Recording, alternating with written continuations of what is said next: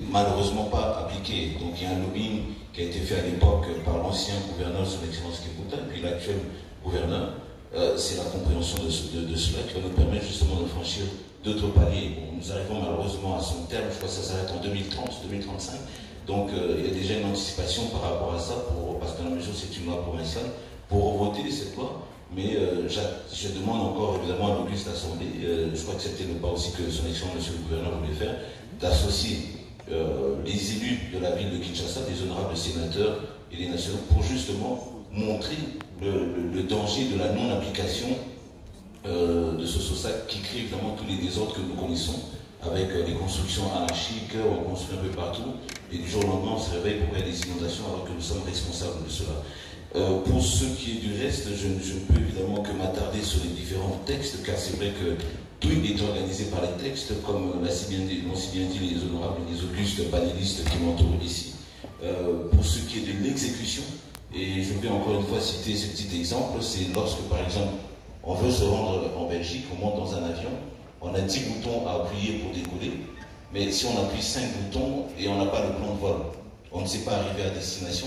Et je ne peux qu'évidemment m'appuyer sur les différents textes qui organisent la police. Et je vais de surcroît anticiper, permettez-moi, par rapport à la question non formulée de notre cher ami, qu'en matière de sanctions, il y a une loi qui réglemente cette politique-là, qui est placée au niveau du commissariat provincial. Nous avons fait le nôtre, et bon, malheureusement, c'est vrai que nous n'avons pas l'autorité qui puisse sanctionner cela. Mais nous nous plions évidemment au texte de la République. Voilà. Merci infiniment. Si j'avais une question, peut-être j'en ai manqué. Oui, honorable Jean Babanissa, souhaitez-vous réagir? Je vous avais été interpellé également. Allez-y. Oui, la question pour moi, c'est juste de savoir pourquoi la Régie des eaux n'est pas là. Mais ils ont été invités, mais c'est vrai qu'ils sont absents. Et je pense que la question peut aller plus loin. Aujourd'hui, il n'y a pas le monopole sur l'électricité. Celui de l'eau non plus, il y a le code qui permet la production de l'eau. Donc c'est un marché qui est ouvert à tout le monde, à la concurrence. Donc il faut plutôt promouvoir aussi les producteurs d'électricité et d'eau privés pour répondre aux différentes questions. Alors je vais profiter peut-être par rapport à l'opportunité de cette révision. En fait, quand on parle de Kinshasa, il ne faut pas plaquer Kinshasa seulement sur cet espace. Comme on l'a dit, rien ne peut rester statique, mais il y a une opportunité géographique aujourd'hui. 9965 km² ne peuvent pas être la capitale. On peut avoir une grande commune ou bien plutôt une ville sur laquelle se juxtapose le pouvoir central, qui peut être la partie nord de Kinshasa, tandis que la partie sud peut être révisité pour pouvoir y exercer justement les prérogatives qui sont dévolues, non pas à une ville qui porte un statut de province, mais véritablement une province suivant les termes réglementaires et le fonctionnement des autres 25 provinces de la République démocratique du Congo. Honorable sénateur, une réaction peut-être, même si vous n'avez pas été interpellé directement par rapport aux questions qui ont été formulées. Disons tout simplement que la création des villes à partir des entités existantes est déjà autorisée par notre Constitution. Donc cela est faisable. Et dans le cas de la ville de Kinshasa, je pense que cela s'impose. Parce que dans le panel que nous avons eu à entendre il y a quelques jours, il a été question justement de création de nouvelles villes. Je pense que cela est à retenir. Merci infiniment. Nous allons clôturer ce premier tour de table avec monsieur le gouverneur honoraire Makolo, par rapport à ce qui a été évoqué par le sénateur Chioki Toundou. Avez-vous un complément d'information par rapport à cela, ce fameux statut dont il faut impérativement clarifier, débat, ville, province? Votre sentiment là-dessus, honorable? Vous avez le micro là, voilà.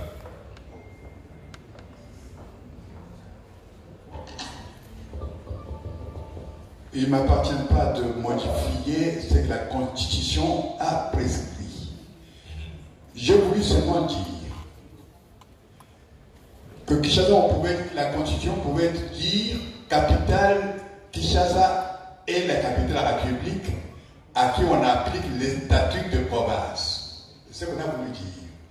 Mais nous ne revenons pas sur la polémique, c'est-à-dire que elle est ville et province, ou province à diviser en ville. Il y a quelqu'un qui... Allô. Allez-y. La ville de Kinshasa, capitale de la République. Alors, un moment s'il vous plaît. À la technique, nous avons un souci avec les retours ici, sonores. Merci de bien vouloir couper. Je vous en prie, monsieur le gouverneur honoraire. Je termine pour dire que Kinshasa bénéficie du statut de la province. Et elle est traitée, organisée, fonctionne comme fonctionne une province. C'est ce qui dit la Constitution. Et c'est une agglomération. Quand vous parlez, la ville de Kinshasa, à sa création en 1927, il y avait ce qu'on appelait les districts urbains et il y avait les chefs-lieux de la province du Congo central, de la province orientale, de la province de l'Épaule-Ville. Les choses ont évolué. Pour le moment, n'engageons pas une discussion là-dessus. Kinshasa, capitale de la République, est un statut de province. On lui applique toutes les règles définies par la Constitution comme province. C'est tout ce qu'il faut dire. Il ne faut pas rechercher les villes et les provinces qu'il faut diviser en villes. D'accord. Merci infiniment, monsieur le gouverneur honoraire. Alors, j'étais tenté de proposer un deuxième tour pour les questions, mais malheureusement, le temps qui nous est imparti ne nous le permet pas. L'occasion pour nous, évidemment, de remercier nos panélistes. Excellence, monsieur le ministre provincial, merci infiniment pour votre présence. Monsieur le gouverneur honoraire, merci de nous avoir partagé votre expérience. Monsieur le président du panel, honorable sénateur Mabaya, merci infiniment. Monsieur le président du comité d'organisation d'Expo Veto, Jean Bamanissa, merci. Nous pouvons les acclamer, s'il vous plaît. Alors, vous l'aurez compris depuis ce matin, nous nous attelons à décrire, en fait, par le menu, le fonctionnement de la structure administrative, politique et financière des entités territoriales décentralisées, avec évidemment comme point focal la ville de Kinshasa et ses communes. Au cours de ce débat, nous avons eu à cœur d'identifier les atouts et faiblesses dans le fonctionnement même de ce qui constitue en fait l'essentiel de la gestion financière. À présent, nous allons sans transition passer au panel numéro 2 qui va s'atteler à la fois sur